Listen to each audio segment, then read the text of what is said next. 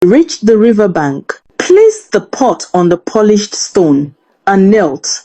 Oche watched closely. She lifted the first piece of raw meat, held it above the surface, and then her lips parted.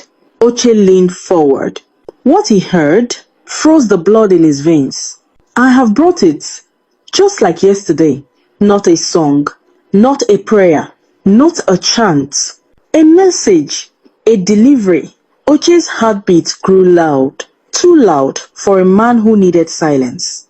Brought what? And to whom? He wondered. He shifted, stepping on a dry bamboo leaf. Crack.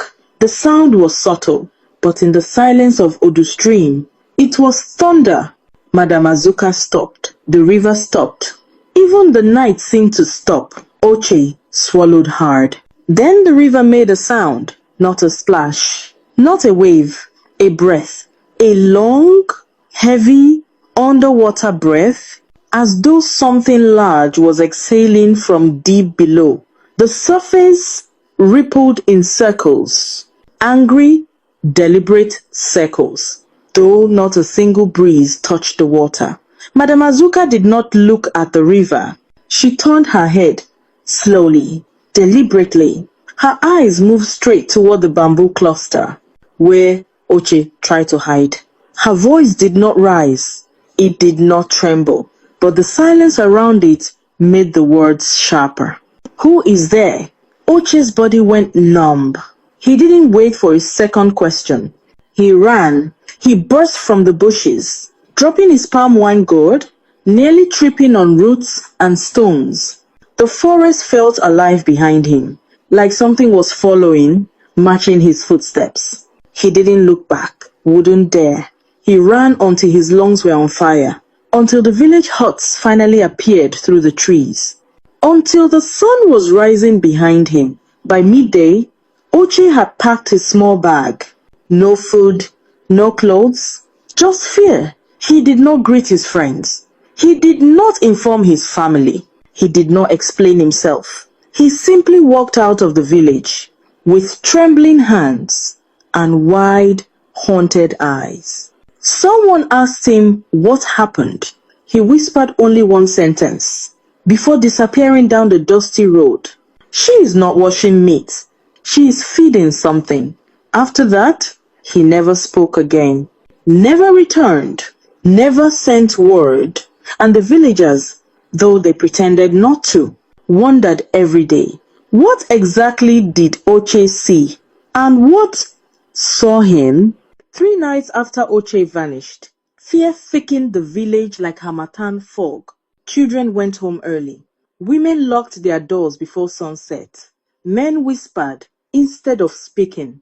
Everyone felt it, the sense that something was watching, waiting, listening. And so, under the ancient Iroko tree in the center of the village, the elders gathered.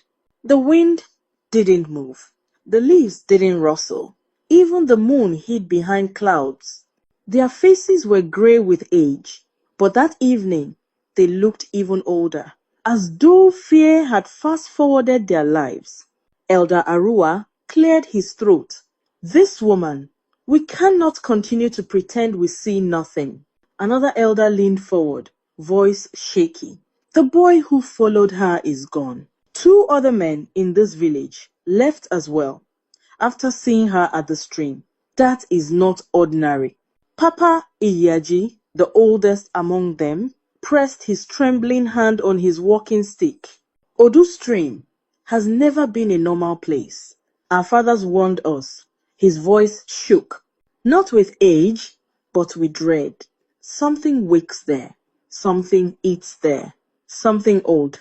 The elders gasped softly, eyes darting around as though the shadows were listening.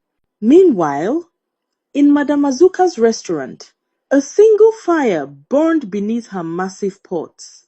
The aroma seeped through the cracks of her walls, curling around the village like invisible fingers.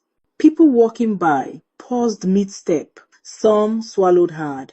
Others stood staring at her doorway, as if hypnotized. Even those who feared her wanted her food.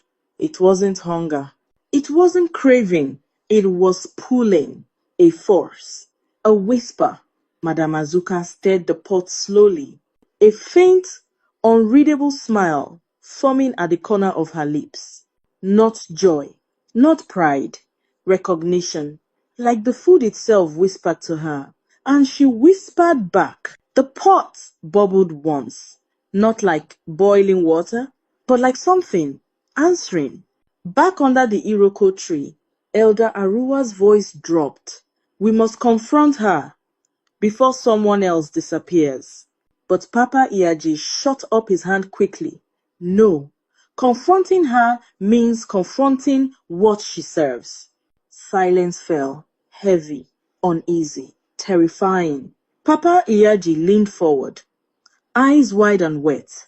When a woman washes meat at a forbidden stream, when the river answers her whisper, when a boy sees something that drives him from his home, it means she is feeding something that does not belong to this world. The elders looked at one another, fear tightening every face. Aruwa whispered, So, what is eating the meat? The old man exhaled sharply. Not a spirit, not an animal, not a god. He leaned closer, voice quivering. Something that should never have been awakened. The wind suddenly blew cold. We must find out what she's feeding.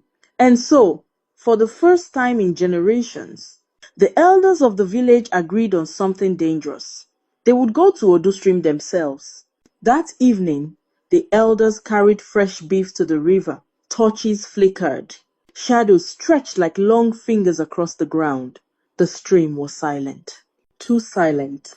One elder knelt, hand shaking, and dropped a piece of meat into the water. For a heartbeat, nothing happened. Then, the water exploded upward with a violent splash. A shape dark, massive, unnatural, rose from the depths. Not fully, just enough to be seen. Just enough to be feared. Eyes glowed beneath the surface like burning charcoal. Its breath rumbled through the ground. Its skin shifted like wet stone. Its claws scraped the riverbed. Every elder felt its gaze on them. Cold, ancient, hungry, they ran. They ran without looking back. Torches fell. Slippers tore. Hearts pounded.